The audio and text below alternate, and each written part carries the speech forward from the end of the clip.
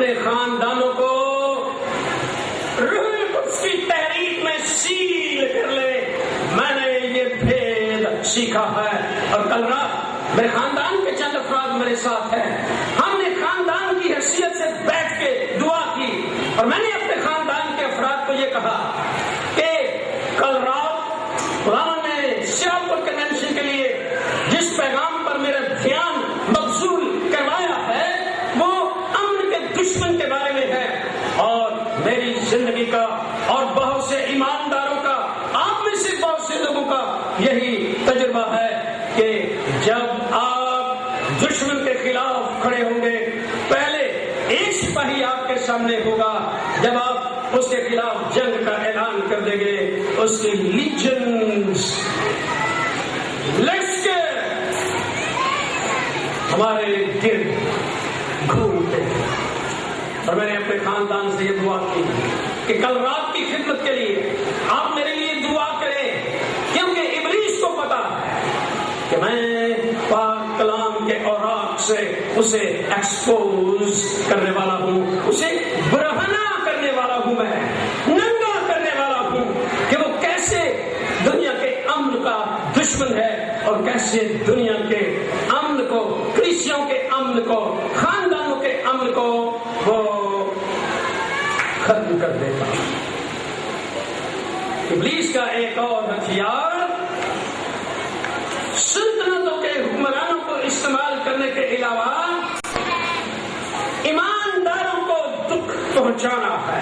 یہ اس کا دوسرا بہت بڑا ہتھیار ہے. اگر آپ مکاشفہ کی کتاب پر دوسرا باب اس کی 10ویں آیت کو دیکھیں گے تو ہم یہاں ایمانداروں کے دکھوں کو نہ کسی انسان سے منسوب دیکھتے ہیں, نہ کسی گروہ سے منسوب دیکھتے ہیں. ایمانداروں پر دکھ ابلیس کا ایک بہت بڑا ہتھیار. میں ان لوگوں کی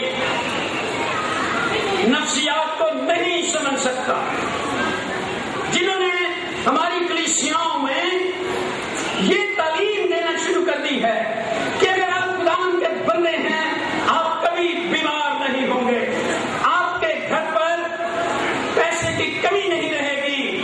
میں نے دنیا کے بہت سے ایمانداروں کو مفلسی کی زندگی بسر کرتے دیکھا ہے. میں نے بہت سے حقیقی ایمانداروں کو بھی مصیبتوں میں گرفتار ہوتے دیکھا ہے.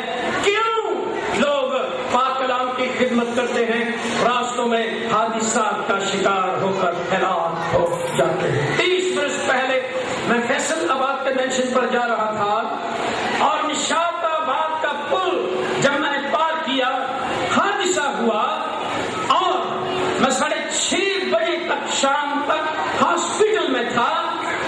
اور جب میں 6:30 بجے تک کنونشن ہال میں نہ پہنچا, جو لوگ دعا کر رہے تھے ان میں سے ایک خاتون نے کہا ہو نہیں سکتا کہ وہ آدمی 6:30 یہاں نہ ہوتا, یقیناً اس شخص کا حادثہ ہوا. 6:30 بجے میں ہاسپٹل سے باہر نکلا. میں نے اپنے اس زخم کو کئی بار اپنی کلاس میں اپنے طالب علم بھائیوں اور بہنوں کے ساتھ, بیٹوں اور بیٹیوں کے ساتھ برہنہ کر کے, ننگا کر کے انہیں دکھایا ہے. لیکن فضل کی بات یہ ہے کہ میں نے 7:30 بجے کلام کی بنادی شروع کی اور میں بغیر کمزوری محسوس کیے 1 گھنٹے تک پاک کلام کی بنادی کرتا رہا. لوگ صرف حیران اس بات سے تھے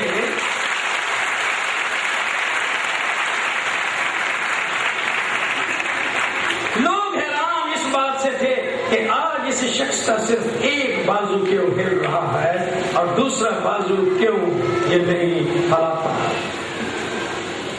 یہ کسی انسان کی کارروائی نہیں. جب آپ خدمت کے لیے جائیں میرے پاسبان بھائی, بیٹے اور بھائی, اس بات کو یاد رکھیں, بزرگ یاد رکھیں, ابلیس آپ کے لیے اظہار ثانی کا سامان پہلے باہر سے نہیں کرے گا, گھر سے کر دے گا. آپ کی بیوی آپ کی خدمت کے خراب کرنے کے لیے استعمال کر دے گی, کرے گا. آپ کا بیٹا کرے گا, آپ کی